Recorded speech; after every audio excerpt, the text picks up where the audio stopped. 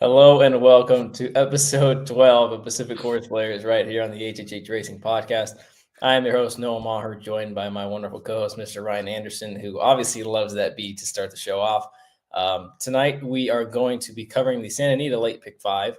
And before we do that, of course, we have to take care of our administrative duties. Of course, you can listen to us on Apple Podcasts, Spotify, and Anchor. Power Picks tip sheet is rolling.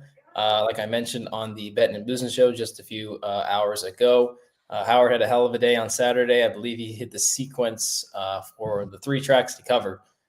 So that was Gulfstream Saturday, Aqueduct Saturday, and Santa Anita Sunday, now that we have partnered with them and continue to be partnered with them going forward. So very fortunate to have that and to bring coverage to that of that for you guys. Of course, you can purchase those at our website, hhhracingpodcast.com. And you can learn more about us at that website as well. Before we get into it, we actually have a bit of a special guest to help us out with this late pick 5 on Saturday at Santa Anita.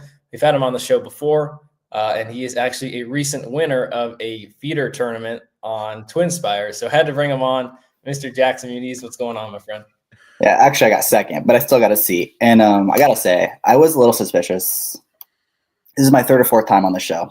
Mm-hmm. And all 3 times, Miramati was running. So when I was looking at the card for Saturday and I saw that Miramati was running again, I was not surprised at all to get that phone call because I think that's the only time you asked me to come on the show. So we're going to talk about him for the 4th or 5th time this year.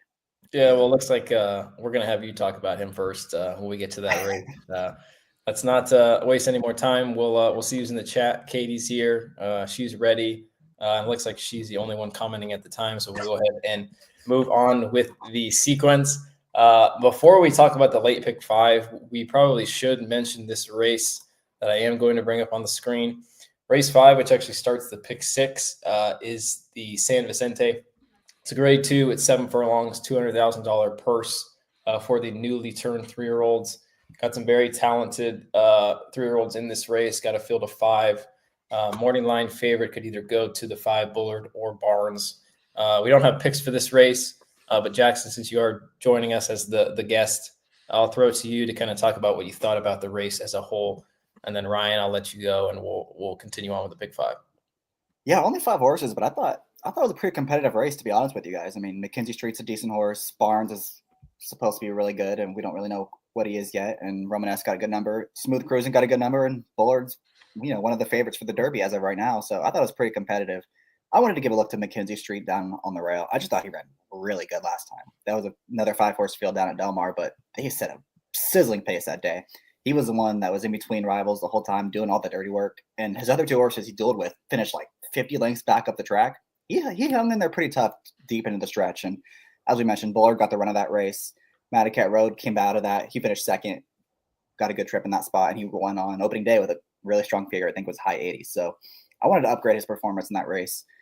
I don't think there's not really a pure speedball in this race, so I don't think the rail is going to be a problem for him. And he's going to be that 3rd choice at worst, I would have to think. I think Barnes is going to take a lot of money, as will Bullard. So give me McKenzie Street in this spot as a little bit of a value play. Ryan, what do you think about this 5-horse field? I thought it was filled with a lot of horses with a lot of potential leading off their 3-year-old season here.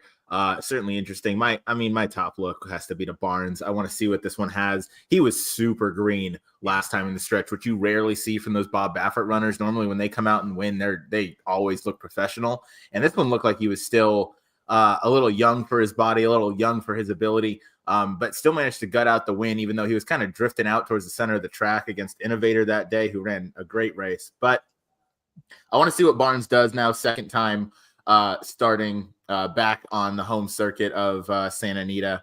And I'm curious to see. Obviously, $3.2 million. I'm not the only one curious to see how this one runs.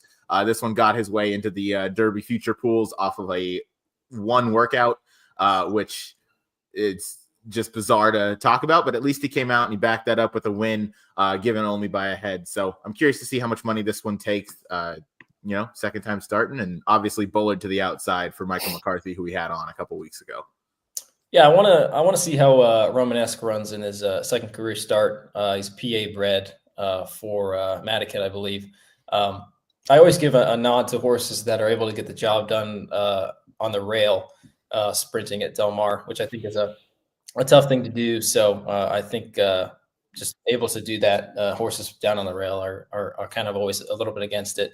And I thought his race was good. He beat a horse, Rodriguez, who I believe is coming back on earlier in the card on Saturday. So if he runs well, should increase the maybe the chances for Romanesque. But that's the San Vicente on Saturday. That's race 5. Go ahead and start the pick 5 with race 6, which is a main special weight for 60,000. This is for 3-year-old fillies going 6 furlongs, the flat 6 furlongs on the turf. A big field of 12 and one also eligible in the 13 cohort. Again, there's a big field, could be morning line favoritism to a number of horses, most likely the 9 Me So Fancy. I'll go ahead and get the picks up on the screen. And it looks like we're all looking to go in that direction. I'm going 9-3-12. Ryan's going 9-4-3. Jackson's going 9-4-8. Jackson, I'll throw it back to you with the 9 Me So Fancy, who ran a really nice second on debut. Yeah, and I always like horses that have the experience in these main special weight races, especially at the Calbred level. I think there's not usually a lot of separation between all these horses, and I think that is definitely a big advantage. You have that foundation, have that fitness, and she ran really well first time out and took a lot of money, and that's for connections that do not target their first start. Leonard Powell's not good at all first time out, and this horse ran, was beating a neck, and 4 lengths clear of the third place finisher. Now, theoretically, she can have some more fitness behind her. They made a call to risk bully. I think that's a really good indicator that they think this horse can run. And she seems logical. She's clearly the one to beat, got a decent figure, and she's gonna move forward in this spot. Yeah, Ryan, I thought the horse that beat her kind of on the square, Freya, who was kind of dueling with the 4, who you guys both have in second, Maria Tall Chief, ran a pretty big race to fend her off that day. So yeah, I like her chances. What you like about her? And then maybe go into the 4, who you guys both have in second. Yeah, I thought Me So Fancy makes a lot of sense. The dam was all turf. The dam is not related to Sandy Bottom, even though they have very similar names. I had to check that one out and make sure. Dam was all turf. So I think second time start. Jackson pointed out a great point that, Leonard Powell in that barn doesn't typically go first time out. Second time, third, they're kind of the ones to look for there. This one gets first time Lasix, where Powell's 3 for 10 with a nice 240 ROI. So I like that. And the fractions last time out were pretty slow at 5 furlongs at Del Mar. You're going 47 to the half. This one still was able to kind of close in. I'm looking for the second time start for this one to really be really take a nice step up. Yeah, no. And then agree with everything you said. Go ahead with the 4. Yeah. So the number 4 here, Maria Tall Chief, was in that race last time out and dueled well. I like the speed on debut angle. Second time out for Phil D'Amato here. He's 18%. The ROI is not great because a lot of those get sent off as favorites. But in the Calbred ranks, this one also gets first time Lasix. I think that race has the ability to maybe come back a little stronger. I think Freya is a decent horse, and I'm wondering when we'll kind of see her next. But I think she had some ability there on the debut win. The debut third place after showing some speed. So I want this one right back. I'll take those 2 out of this race, and then I'll look for a different one in my down third. But Jackson, how'd you see it? Yeah, she ran fine on debut, and it's a similar angle that D'Amato usually gives his horses a start. They're not cranked up to run a big race first off the bench. And I just thought this horse had a pretty good trip in there. I mean, you saw she was pressing really soft fractions and still got blown away by Me So Fancy. And I think that horse is supposed to improve as well. So this is, of course, I'm going to use her underneath. It's a strong push for me for Me So Fancy in this race. So, but I can use this horse in second. Yeah, I don't really have a problem with her. I think she'll probably be, either second or third choice on the line just because she ran third in that race. Yeah. And I don't really know how good that third was. So if the 9 is 5-2, 2-1, maybe on the line, and she's 7-2, I think there's other directions that I'd like to go, and other directions that I ended up going. One of those directions was to the 3 Orange Thunder, who doesn't necessarily have really any chance to improve with maybe these firsters or second time starters. But I thought that last race going a mile was much better than it looks visually. than it does on paper. Cuts back to sprinting. I think the race 2 back when she went 6 here at Santa Anita might be good enough to get the job done. Last time she was, 3 wide throughout, going a little too far. And then the key stat for me was up in the top right. Craig Lewis, 30% and going around to sprint on turf the last 5 years. So I thought she was interesting at a price. Ryan, you've got her in third. Anything else to add? Jackson, I'll let you talk about the 8, and then we can go ahead and move on. Yeah, I just like the blinkers on turning back here. Obviously, you mentioned lost to a next out winner in Hey Jesse, and I like the blinkers on. It's going to keep this horse sharp, cutting back to the 6 furlongs, where she had a really strong effort 2 back. But that's all I really got on this one. You touched on a lot of what I like, and Kimura's been on fire as well. Yeah, certainly one direction to go underneath. I think the 9 will be pretty tough. Jackson, you have a firster for Miotti, I believe. This is the 8 Tapatia Leia. Who I don't have a super convincing stat for Miotti going with the firsters on turf, but certainly an underneath look. Yeah, I think she's a little interesting. I mean, they paid $50,000 for her. That's not insignificant for a Calbred, especially when the stud fee is only $10,000. So I have to think she can run a little bit. And I just wasn't overly impressed with any of the other horses that I've run before outside of Me So Fancy. So I needed someone in third, picked her. Admittedly, I need to do a little bit more work on these firsters because there's really not any speed out of the horses that I've run already. So if any of them, have shown some kind of gait ability in the morning, I'd probably want to upgrade those. Yeah, well, I was kind of thinking the same thing, just because some of these horses that haven't really run before, or that have run before, have not really been great. I've got the 12 in third who has run before and is coming out of that Freya race, who I think maybe ran a little bit better than Maria Tall Chief did last time. She was a bit green and she had a little trouble. She came back with a really nice work 2 back on the all-weather training track, going 59-3 in that bullet. But some of these firsters, I tried to do a little bit of research. I've got some stuff up in the top right, which really wasn't all that convincing, which is why I went with some of the horses that have actually ran before. But with the one Drysdale, Drysdale's only 2 for 39 with firsters on turf at Santa Anita last 5 years. And then the horses coming out of the damn surf are 0 for 16, which is, not super convincing. And I did watch that work on the 18th. I thought she got completely outworked by another horse in the Drysdale barn, Interplay, who's also a maiden and has run 5 times and hasn't been able to get into the winner's circle. So didn't love her.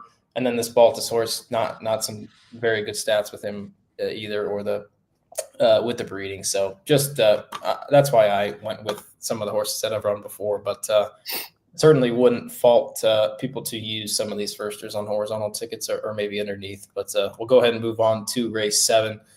In race 6, I'm going 9-3-12. Ryan's going 9-4-3, and Jackson's going 9-4-8. I'll go ahead and get the screen up for race 7. Let me do that here 1 second. There we go. Race 7 is an allowance optional claimer for $50,000, running for $61,000. This is going a mile on the main track. We've got some familiar faces and some well-known faces that we haven't seen in a while, especially with the number 2 Eagles Flight. And then, of course, like Jackson mentioned, the well-known on this podcast, Mr. Miramati. So we'll go ahead and get the picks up on the bottom of the screen. I'm going 2-4-3. Ryan's going 2-7-3, and Jackson's going 7-3-4. Ryan, I'll go to you with the 2 Eagles Flight, who we talked about a little bit before the show started. We haven't seen since May, and it seems like eyes are all kind of on him in his second career start. Yeah, I mean, there's some other talented horses in here that have shown some ability to run. But this is an absolute single for me. I don't, even if this horse maybe doesn't love the 2 turns or maybe needs one, I just think, obviously with this one being a half 2 flight line, I've been waiting for this horse to run back. So absolute top pick for me. Obviously the debut was dazzling as this one beat Santa Anita, who came back just the other day to run a pretty good race. I mentioned to a slight concern, I guess, that Pratt were to leave town and go ride. He's riding in Oaklawn Park on Saturday, which, I mean, you don't have to look too much into jockey, carousel or musical chairs, whatever you want to call it. But I mean, I can't imagine he'd give up the mount on a horse like Flightline to go ride, a second time starter. or anything like that. But who knows what the ceiling is for this horse? Obviously has some really, really sharp works coming in. I love the 6 furlong drills, the 5 furlong bullets. This horse looks to be sitting on go, gets blinkers for the second start because it was a little bit green that first time out. And I'm just excited to see what this horse has to offer. Yeah, we've got a comment from Felipe Jr. Hernandez. He says, "What's up, family from the Bay Area? Best wishes, and let's hit some exotics." Thanks for sharing. Thanks, Felipe, for joining in the live chat and watching us here on. We're filming this at about 4:15 Eastern or 5:15 Eastern time on New Year's Eve. Jackson, the one thing that kind of concerned me a little bit is he does have blinkers on this time. Do you know if he's been working with blinkers, or is there some kind of reason why you don't have him in the top 3? I haven't pulled up. His work on the 5th was not in blinkers. I can pull up the other ones in a second. Look, this horse is probably very talented, but he's just going to be overbet every single time he runs, just by virtue of being related to the best horse of all that I've ever seen, at least in my lifetime. Yeah, and this is a tough ask. He hasn't run in months. It's been 6-7 month layoff. He's got to go 2 turns. And honestly, the field he beat that day it's not great. I mean, Santa Anita, I believe, is still a maiden. He's like an 0-15 maiden that runs high figures. Sully was 3rd, same thing. He's like 0-7 that runs high figures, but he's 0-7. So he wasn't really beating much that day. And I do think there's some horses in this field that are pretty good. I know the Baffert barn's been pretty high on New King for a while. Finally came back to the races and ran a good race, got a good strong figure. Invigorated is one I'm interested in for McCarthy's. I think with the price he's going to be, I want to try to take him on. I'm absolutely rooting for him. I would love to see him do well in here and into the 2025, but I think from a betting standpoint, I want to try to beat him. Yeah, we'll go ahead and talk about what you like about Invigorated, who actually started his young career on dirt for Mr. Todd Pletcher. Yeah, this is a horse I've been following for a while just because I was so impressed with that debut win in March of last year. I mean, it is difficult to make up ground on the Gulfstream dirt course, especially from way out of it, like did at a mile 16th in the short stretch. And he beat a couple solid horses in Military Row and Big City. I think you guys talked about Big City on a different show earlier today. He was really impressive that day, got the job done, really hot, really strong figure, and then just kind of hasn't really put it quite together yet. I like that he brought him out to California. I was a little surprised he ran him on the turf, but I thought last time he ran well. I think, Noah, you bet him that day, I want to say, and from that post, he just had no choice. He had to go. Yeah. Was up on a fast pace. The winner came from dead last. So I thought he actually ran pretty well to hang in there deep stretch. And I do think getting back to the dirt is going to be good for him. I like that he finally showed some forward position last time. That's kind of been the one concern. He's always come from so far out of it. But drawn well, Frankie and Tori Brothers to ride. I'd expect him to get a good forwardly placed trip in the clear and see if he can improve getting back to the dirt. Yeah, I wish we could have Michael McCarthy on this show because I'd really like to ask him about what the process was in putting him in back on the, or not back on the turf, but trying the turf with him the last 2 times. Because even though he hasn't won, he's run well and run pretty close to that maiden race that was on dirt. Ryan, what did you think about him? You've got him in second. Like I said, Jackson makes a lot of great points and definitely could be a factor, especially with the early pace that he showed last time. Yeah, I mean, he can definitely play a factor. No doubt about that. I wanted to pick horses for second and third. Obviously, I'm a pretty heavy lean on Eagles Flight. I mean, he is going to be overbet beyond belief, but just one of those that I'm just going to be happy to kind of watch run because he's just, an exciting horse with a lot of potential. But to stick on Invigorated, yeah, he should get a nice trip. It was nice to see him show some speed last time. And then Jackson, I know his maiden race at Gulfstream, he came from way out of it to close and win. Honestly, at Gulfstream, with how much that favors front runners, that almost looks like a red flag to me because it shows that none of those horses were kind of like finishing. Big City turned out to be a pretty good horse out of that race for sure. I'm not really sure what this horse wants to do. He kind of disappointed on Derby Day, losing to Mindframe among others. He was well out of it. Couple good tries on turf since the layoff, gets back to dirt here. So I'm curious to see how he does. Third off the bench, now a 4-year-old. Maybe he takes a step up and maybe that puts him pretty close up on the pace. And Noah, you were showing the time form earlier. This race said to favor front runners. Hopefully this one has some nice forward position. And we'll see we'll see what he has turned for home. And he could certainly have a bit of ability we haven't quite seen yet. Yeah, I think this was more of a worry for me than his talent on dirt itself. Just because I had a weird feeling just with the small field. I thought Miramati will probably go. He's not going to get the ride that he got last time from Martin Garcia because that was absolutely awful.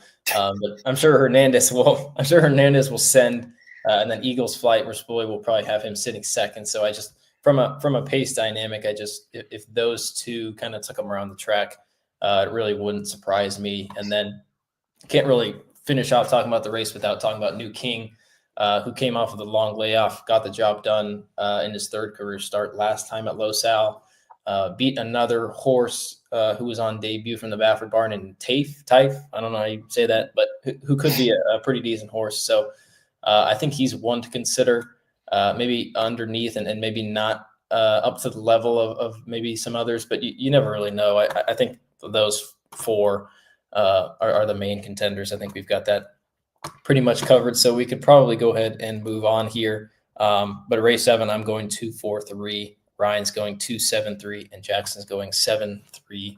We'll go ahead and move on to race 8 as I get the Equibase up on the screen here. There we go. Race 8 is an allowance optional claiming race. This is for state bred 20,000. This is another flat 6 furlongs on the turf. Morning line favorite, probably all the way down to the inside in the 1 double jab. Got a big field of 12 and 2 also eligibles to the outside, and the 13 Jet Evader and the 14 Carry Gold. Let me get our picks down up on the bottom. I'm going 6-4-1. Ryan's going 6-1-13, and Jackson's going 4-1-12. Jackson, we'll go back to you with the 4 Refocus, who closed from way out of it last time in a 5 furlong turf sprint last time at Del Mar. Yeah, this is my kind of horse, right? We have a giant field, full of speed inside, speed in the middle, speed outside. I feel like his pace has to be pretty quick, and this is a horse that is just improving. He's improved his last 4 starts. He keeps jumping up faster and faster and faster. So who knows where the limit is for him. And I do think getting back to Santa Anita is going to be helpful. I think the 5 furlongs were just a little too short for him. So I think 6 will be pretty solid. And like I said, he's going to get set up. He should keep improving. Frezu's riding. He's drawn well on the inside. I just think there's a lot of angles to like about him in this spot, and he's going to get the right kind of trip. I don't know what kind of price you're going to get. This was a tough race, I thought, to make kind of a guess for the morning line and for whatever, but I like this horse quite a bit. Yeah, I do too. And, for all the same reasons are why I've got him in second. I thought if anyone ran the best race last time, I kind of thought it was him, just because there wasn't a ton of speed signed on. I thought Double Jab got a pretty good trip. Yeah. He's certainly the one to beat in here, but, he was even money last time and didn't get the job done. So I'm just maybe a little weary on him. So in terms of price, I do like Refocus definitely quite a bit more than I do Double Jab. So thinking similarly there. Ryan, we'll go to the 6, who you and I both have on top, Afternoon Nap. This is a horse I believe we talked about a couple weeks ago, who was transitioning from turf to dirt. But Carla Gaines says, I'll go ahead and put him back on the turf. Yeah. Afternoon Nap was obviously okay in the dirt effort, just kind of ran around there. But still ran a good race. This horse loves to try hard. Ran a decent third, gets back onto turf where this one has a win going the 6 furlong distance at Santa Anita. So I like that. Was pretty close to a very hot pace last time going down the hill at Santa Anita where Double Jab won and then was eventually disqualified. So Afternoon Nap got put up to second. So I like this one getting back to the flat 6 furlongs. We're not doing any tricky right-handed turns or anything like that. I think he's going to sit a nice spot. JJ Hernandez sticks aboard for Carla Gaines, who typically gets pretty hot at Santa Anita. So not to mention Practical Joke, that's sprint all over the place. So just hoping this one likes to change back to turf. And I tried to take a horse that wasn't coming out of that common race that so many of these are last time, because that's just an angle that I personally like to fade, because it's so tough sometimes to decipher who is coming out of there the best. I just kind of like that fresh face. Yeah, and I don't think that race was really all that great. So I don't mind that thought and approach. I know I did I did like this horse last time on the dirt, and he just kind of plodded, sat third on the inside and just kind of ran in place while Smiling Beast and Devil Among Us beat him. I think the turf is ultimately his preferred surface. I was just looking for other horses just because I wasn't a huge fan of the one, just like some of you guys are. I think you're thinking similarly. He can definitely win, but looking in different directions. Jackson, you've got the 12 in third, who I believe is Uncle John, who is one of those 4 or 5 horses coming out of that double jab race. Yeah, and this is a price play here. I think from that post, he's probably going to get left alone on the board. That's not an easy place to win from way out there. But I do think he has a chance in here. He's another one that seems to be improving lately. You guys know I love my paired up buyer tops for an improving horse. It signals the horse might be able to take a jump forward in here. And he's really not that far behind the 2 favorites in this spot. So I wanted to give him a chance in here. I think getting back to Santa Anita will be helpful. If the 5 is just too sharp for him. It's not that quick. He's more of a grinder. I think this 6 furlongs will suit him a lot better. Because that race 2 back, he ran pretty well. He was very, very wide in that turn. And he was up against a pretty quick pace, and he still got the job done pretty comfortably. And that was against Lesser, but he came back and replicated that number. So it's going to be up to Kimura to work out a trip from this awful post, but I don't think he's impossible in here. And I do think he's going to provide some value just because of where he's drawn. Yeah, I think the extra distance should certainly help him. Third off the layoff, it looks like the 6 and the 6.5 suits him a little bit better. And like you said, back-to-back buyer tops, newly turned 5-year-old, so could be sitting on a career best race. Looks like there's really nobody else. Oh, wait, Ryan had the audacity to throw an AE in third, so I guess I'll go ahead and let him talk about it. Sweet. This is just a horse that likes to find the winner's circle. Another one for Peter Urton. Obviously, similar to Jackson's pick with the 12, this one's kind of marooned out there a little bit wide, but Edwin in the saddle is going to have this one primed for a sharp gate break. He's lost by a nose in each of his last 2. Both coming at Santa Anita. Comes in off a little bit of a freshening, looking like almost 3.5, 4 months, kind of close to that. So I like that. Urton is 17% with a $1.49 ROI off of those moves. So, not quite the $2, but this one should be sharp, should be able to break out of there and hopefully take them all 6 furlongs.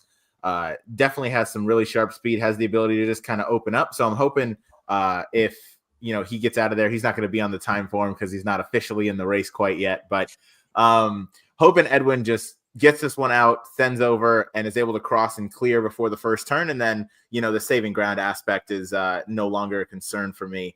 It's just going to be a matter of if this one can hold on. And seeing how fast the Santa Anita turf has been playing the start of the meet, I feel more confident picking this one, knowing he's going to be up top vying for the lead when they turn from home.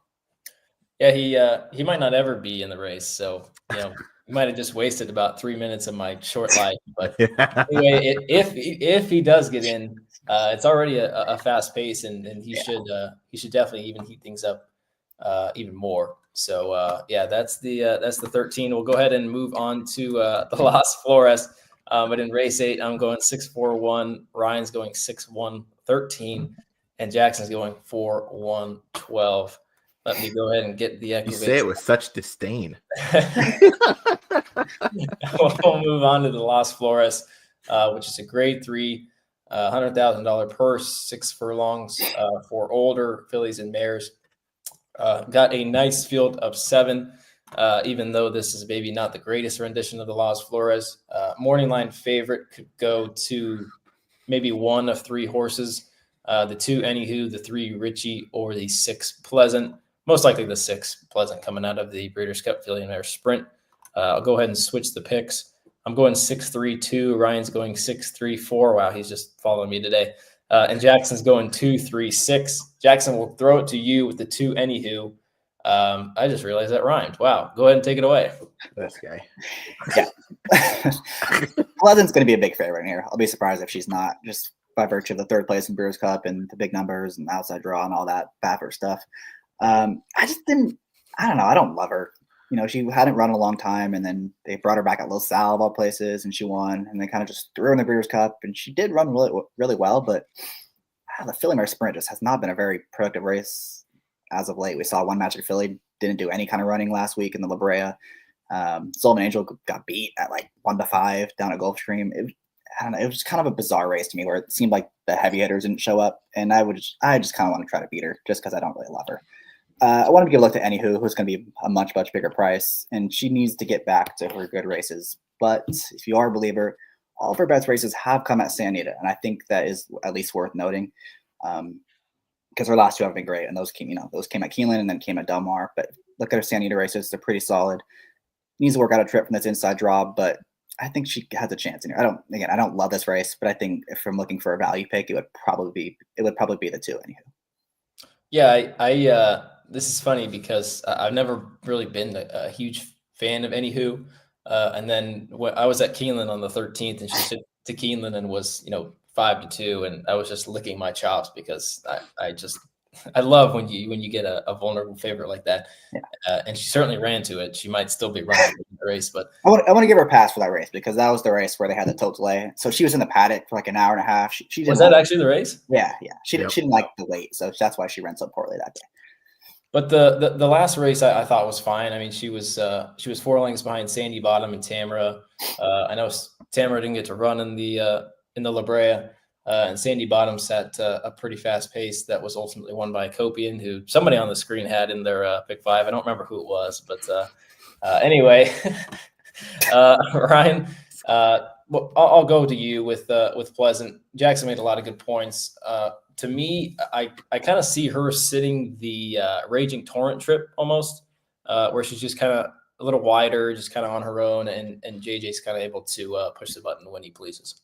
Yeah, I mean, this horse has shown the ability to rate. Obviously, last time out in the Breeders' Cup, filly and mare sprint, this one from the inside post had to pretty much send and just kind of hope for the best. And she re-rallied against the rail, and Jackson mentioned that hasn't come back as the most productive race.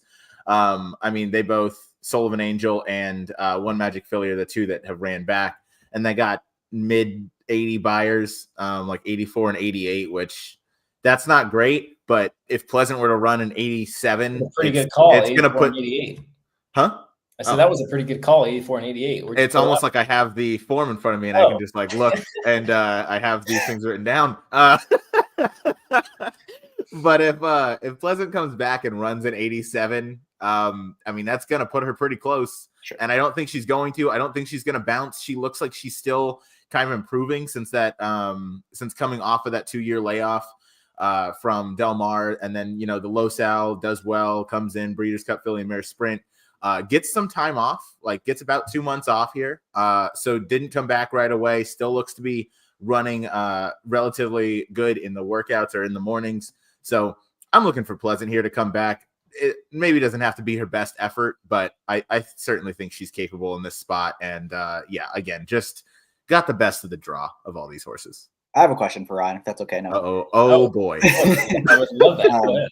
So we were talking the other day, and you were mentioning the Breeders' Cup bounce. Yes. You were fading horses because they ran out of the Breeders' Cup, but you're supporting this horse today. I'm just curious why you're picking and choosing for some horses and not others. Well, that's a great point that you bring up. And there's not a specific formula I have. You just have to look at the quality of the field. So sure. Howard Wolowitz ran in the Breeders' Cup Turf Sprint, and he came back and he ran really, really well at Turfway, and he ended up winning, but he wasn't facing nearly the quality. Pleasant's the same way, coming back, not facing nearly the quality. I was against One Magic Filly in the La Brea because she was facing some real quality in there, so she wasn't on my tickets because I think that that's just a really tough ask. If you are aiming for the Breeders' Cup and that's your, target A race that you're going to have your horse cranked up for, and then they go straight from that back into a big grade 2 or a big grade 1 versus horses that maybe skipped the Breeders' Cup or are just, rounding into form so they didn't race in that huge race, and this is maybe their target. That's something where I'm going to fade those Breeders' Cup horses, knowing that they likely have a bounce effort in them.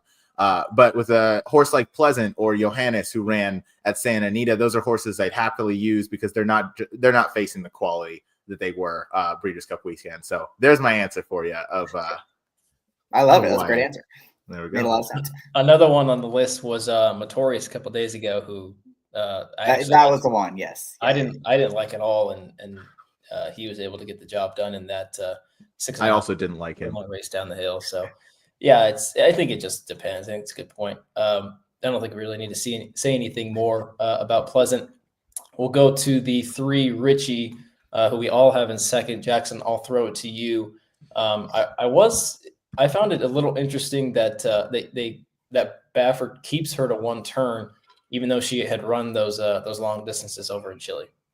Yeah, I'd agree, because I kind of remember saying to myself the same thing when she ran the first time. Like, oh, this is probably a horse you're going to want later stretching out. And then obviously she ran fine that day. You got gunned down late by Chismosa, who'd be, favorite, or probably the co-favorite in here if she was running.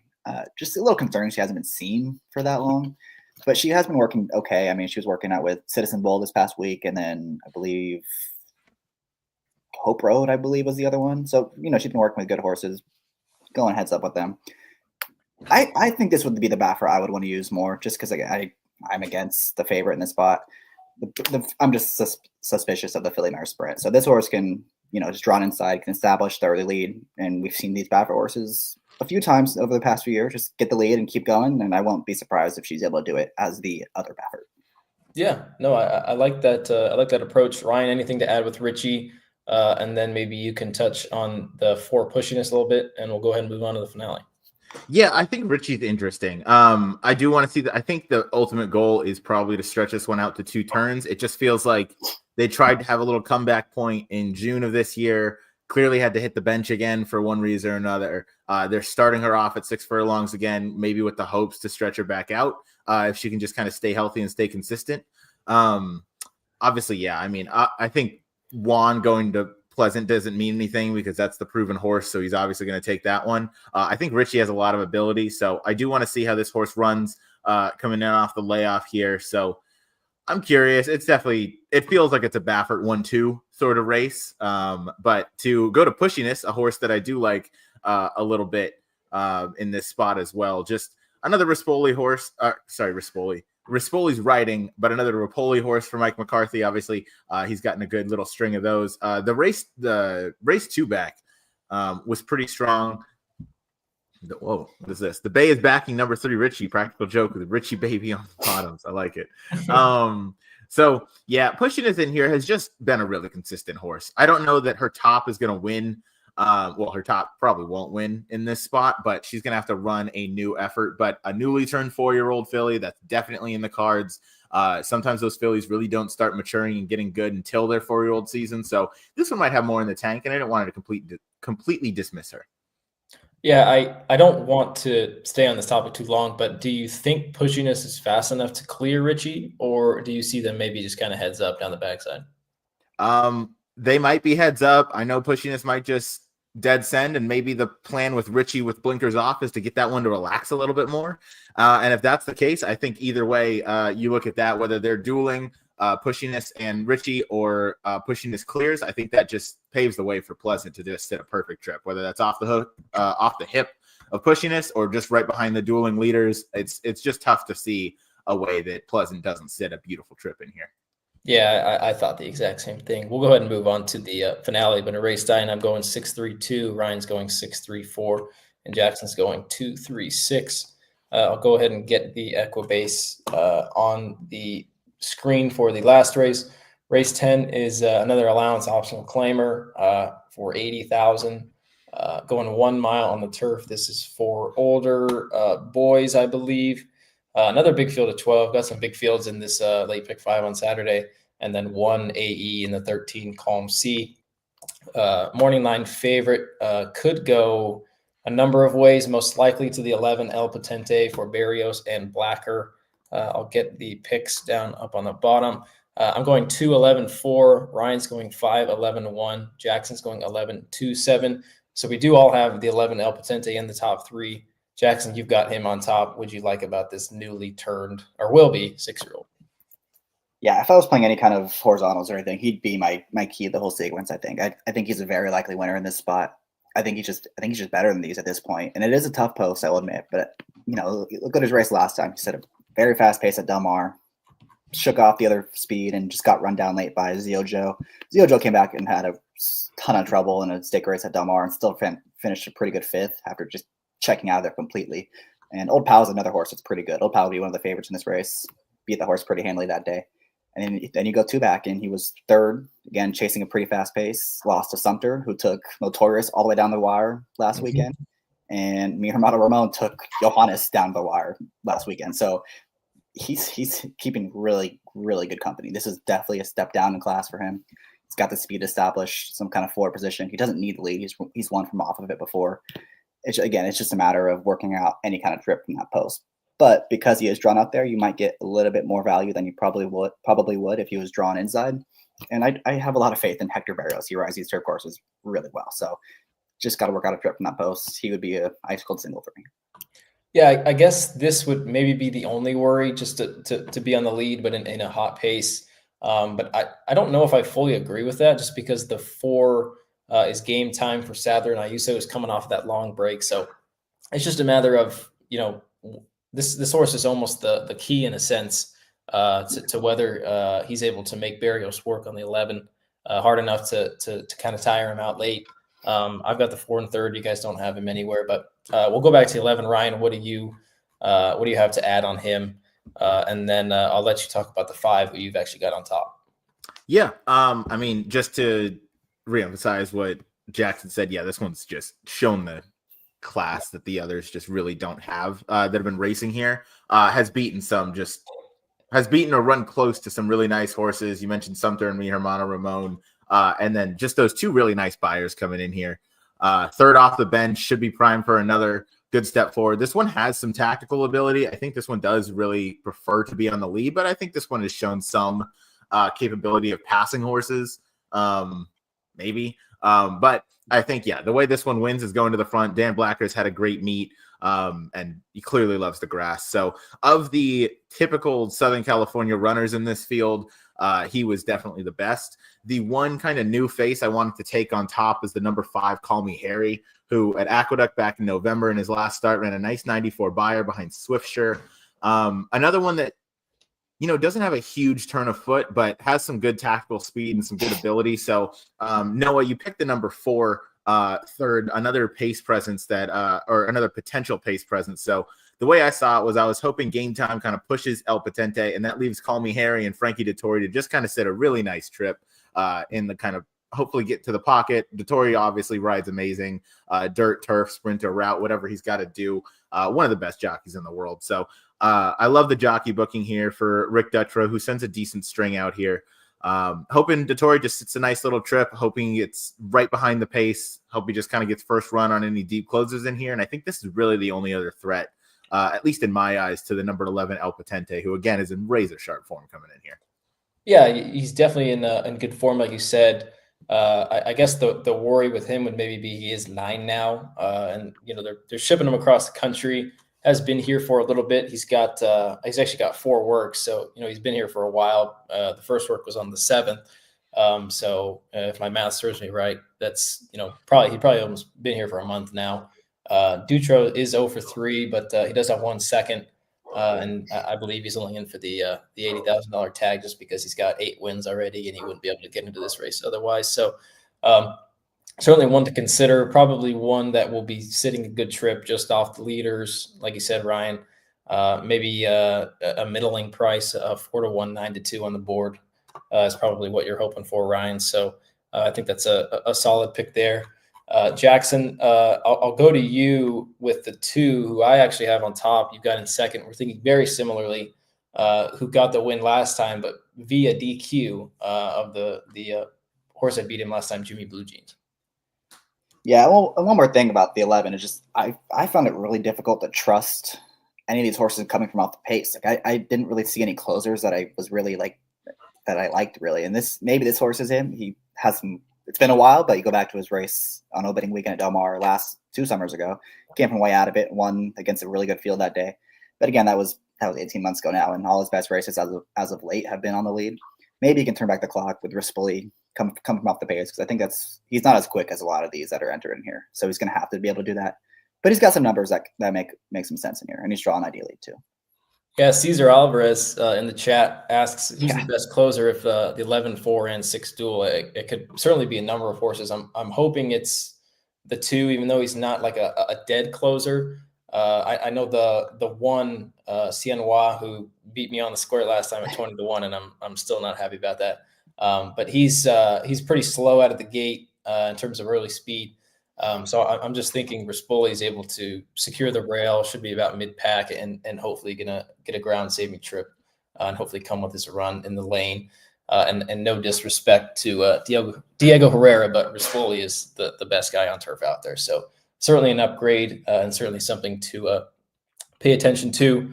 Let's go with Jackson. You have the 7 in third, who I believe is this horse right here, Ion Rye? Escape Artist. Oh, Escape Artist. Ion Rye is a little interesting, but I just can't trust Victor on a deep closer on the grass in a 12-horse field, even though he blew up the tote this summer at Del Mar. Still can't do it. I did have actually, funny enough, that was a horse that my dad was a big fan of when Ryan met him for the first time, and he'll never let me live that one down. So, Jackson, go ahead and continue with Escape Artist. Yeah, this might be the one that is the best closer on paper. I don't know what the heck has happened his last couple of races. I mean, the 2-back one, he did have a bad trip, I will say. Go back and watch the replay. He was just never really comfortable, and the trip just never kind of worked out for him. And Sauer was in that race. Jimmy Blue Jeans, those two just kind of ran on the track one too. It was kind of a weird race. But then he ran last weekend and just didn't do any kind of running at all. But now he's entered back a week later. So entries were drawn on Monday. It's not like he was entered and then ran that badly. They entered him back this quick. So he must have just had a bad day or something. So, he's another one that has some back numbers that make him competitive. He can close a little bit. And if this pace really heats up, I'm not going to be surprised if he's the one picking up the pieces late. Yeah, no, if he runs back to that race 3 back, he's certainly in the mix.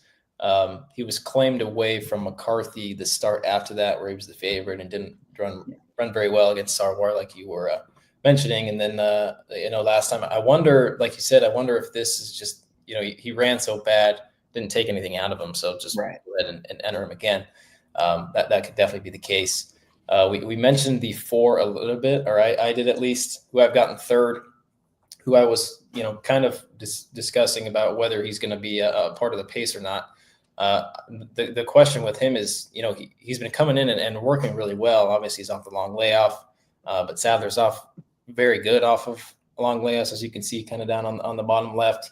I wondered if the fast works will be more of him showing that speed early, or if that's more of just, how ready he is off the layoff to run well. So I thought he was interesting. I wonder what kind of price you'll get on him. And like Jackson, you said, I don't want to be the one to decide the morning line in this race, because if it's not El Potente, it could be several others. But we'll go ahead and move on to best bets. If I could talk about the one real quick. Oh yeah, go ahead. I mean, I get that last time this one closed into a pretty sharp pace and got pretty much a dream ride on the rail for Fresu. But I mean, why am I not supposed to like this horse coming back? Draws the rail, 2-back loss to King of Gosford. Last time out, obviously, I mentioned the really nice ride. Comes in here, 3rd start off the bench, a newly turned 4-year-old, which we've kind of talked about that horses can kind of get a lot better as they get to 4. So I'm hoping maybe we see 3rd off the bench, just market improvement. But there's 6 horses in here that have done their best running on the lead, given they all have some different speed, but it certainly has the potential to get a pretty fast pace in here. Fresu is a great turf rider. We know he's going to, stick to the rail, and he has the potential to find a little bit of trouble here and there. But if he ever gets through, he does a great job saving ground. He draws the 1 hole here. It's not a horse that I'm willing to leave off such a strong last effort. He closed in 23.2 last time out, which is racehorse time for sure. Again, that was into a razor sharp pace. So he's going to need that again. But if you look at his past performances, he's been chasing cold paces his entire racing career. And he finally got a hot pace last time, and he proved that he could get to the top. So you're not going to get the 20-1 that he was last time out, but you might get 4 or 5-1, which I think would still be decent with the amount of pace signed on in this race. It definitely has the potential to get hot on the front end. Yeah, the only problem I have with him is, like I said, I didn't have him last time at 20-1, so I was pissed. That was the start of a very bad day that I had as I was with you guys. So that's why it was a bad day.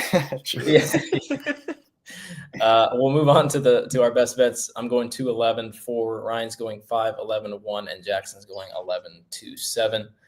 Jackson, we will start it with you because you are somewhat of our guest. First best bet is a double in the San Vicente, or starting in the San Vicente, going 1-9. That is Mackenzie Street into Me So Fancy, I believe. And then a win bet on the aforementioned El Potente. Yeah, it's kind of been. I actually just talked about this on another show this morning. It's kind of been my favorite new bet I've been doing this year, where I take a horse I think is a very likely winner, and it's going to be short price, probably too short to even play on the win end, and try to get some more value out of it by playing a double in the race before. And I do think Mackenzie Street has a good chance in that race. I think he's going to be the third choice in there, might be the best with speed. So if we can get that horse home, just do an ice cold double to Me So Fancy, who's going to be a very short price, I'd have to imagine, and a pretty likely winner in my opinion. I think we all have that horse on top, so hopefully we get that Mackenzie Street home, and we're allowed a nice payout to a very short priced horse in Me So Fancy. And then in the last race, I just again I think El Potente it's just been facing a lot better, and the two horses he lost to back, he lost by half a length of them, and they took the best turf sprinter down the wire. They took the best turf horse overall down the wire, and he was right there with those horses. Just got to work out a trip from that outside post. But I think he's another one that seems like a pretty likely winner, and I think he might get a decent price just because he's marooned out there. If you get 3-1 on that horse, I think that's more than fair in my opinion. Yeah, I like both of those best bets. Ryan, you were also starting with the San Vicente, but a different bet, going a straight exact Barnes over Bullard. And then a win bet on the number 2 Eagles Flight in race 7. Yeah, I didn't have a whole lot of strong opinions in this sequence, so this isn't going to make you, change your tax brackets if you're going to bet on these horses. So, I'll take Bullard or Barnes over Bullard. I think those are two horses that I really want to watch going forward. I'm excited to see him run. Good card, looking for the future on Saturday. I'll play a straight exacta 2-5. Barnes on top with Bullard closing from into second. And then, race 7, I mentioned I can't wait to see Eagles Flight run again. So I'll place a win bet on this one. Hopefully it's not, 1-5. 4-5, I feel like would be fair. This one's stretching out now, a 4-year-old. It should be pretty decent. And I think that horse is just the best in the race. So I'll just go ahead and watch that one run around the track and win for funsies. So I hope it's 1-5. Yeah. 1-5 would be a great price on everybody else that you bet. I'll take 1-5 on that horse in a horizontal sequence, but certainly not from a vertical perspective. But those are my two. I've certainly been more creative in my best bets on here in the past, but I just didn't have any real strong convictions other than these two. 1-5 and for funsies. I love it. Race. My best bets.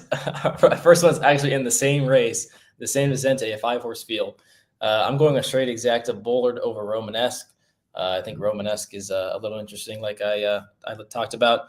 And then fast forward all the way to race 10. I'll play Dutch exactas with the 2 Sarwar and Jackson's 11 El Potente. So thinking similarly there. That is going to wrap it up for us as I get the final banner on the screen. Ryan, I already know what you're doing for New Year's, but Jackson, what do you got going on in the Muniz household this year? It's gonna be mellow here for me tonight. Probably watch the New York one and go to bed early and get ready for the racing at Turf Play tomorrow. That's what I like to do. That's a daytime turf racing in Florence, Kentucky, baby. Yeah, I am excited for that, and I got to get ready for this contest on Saturday because I'm excited for it. Oaklawn, trying to get Ryan to play in it since he said he's going to play more contests. That's his goal, 2025. Maybe that's what I'll work on. I'll work on my goals for next year. That'll be my big endeavor there. I like it. Ryan, finish us off, brother. We got Big Hoof Energy on Thursday with Jackson, myself, and Kaylee. Obviously, we just wrapped up PHP and B&B doubleheader, so that was always fun. And we'll probably get a Get Bucked episode in sometime. Yeah, this guy's just drinking straight Irish cream liqueur over there. I'm not allowed to show that on my show. This guy's stomach is in shambles right now. Oh yeah, sorry, I forgot. Not all those are of age. Yeah, this guy's got like 4 more days until he can't drink or until he can drink more than just Capri Sun and Kool-Aid. So wishing the best for water. You need more water. Have some ginger tea for that thickness that you've been dealing with for the past like 4 months I've known you.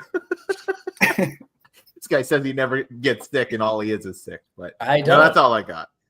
Feel better though. Wait, he's just gonna add that in there. Oh boy. Well, that's gonna wrap up this episode of Pacific Horse Players. For our special guest Jackson Muniz and my soon-to-be fired co-host Ryan Anderson, this has been your host Noah Meagher, covering the Santa Anita Late Pick 5. Of course, this has been episode 12 of Pacific Horse Players. Make sure you check us out next week, and make sure you go check out the B&B episode that we just did a couple hours ago. But that's going to do it for us. PHP out.